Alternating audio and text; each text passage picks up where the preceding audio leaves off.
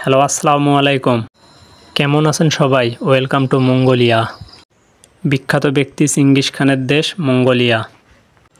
আমার এই ভিডিওর মাধ্যমে মঙ্গোলিয়ার সর্বশেষ ভিসা আপডেট কি আপনি জানতে পারবেন।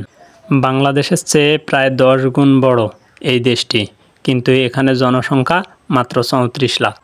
মঙ্গোলিয়া দেশটি অনেক উন্নত এবং লোকসংখ্যা কম থাকার কারণে এখানে বিশাল কাজের সম্ভাবনা রয়েছে এবং এ দেশটির ভিসার রেশিও 100% বলা চলে।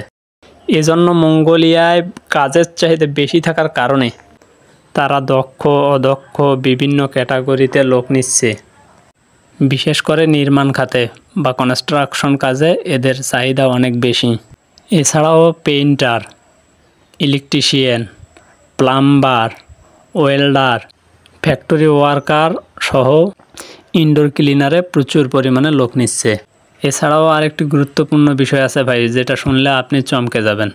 এখানকার বেতন কাঠামো অনেক ভালো এবং আপনি যে কোম্পানিতে কাজের উদ্দেশ্যে যাবেন সেখানকার থাকা, খাওয়া, মেডিকেল, ইন্স্যুরেন্স সব কিছুই কোম্পানি বহন করবে ভাই।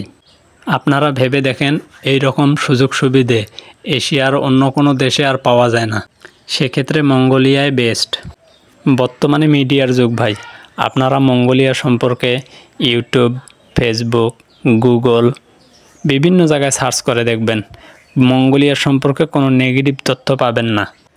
তাই অল্প ব্যয়ে স্বল্প সময়ে যদি ইউরোপের স্বাদ পেতে চান তাহলে মঙ্গোলিয়ার বাইরে আর কোনো দেশ নেই ভাই। মঙ্গোলিয়া দেশটি ভাই সম্পূর্ণ ইউরোপ স্টাইলের। এখানকার জীবনযাপন, থাকা, খাওয়া সব কিছু ইউরোপ স্টাইলের এবং ইউরোপের ন্যায় ঝকঝকে চকচকে একটি দেশ। এখানকার কাজের বেতন ভাই চমৎকার।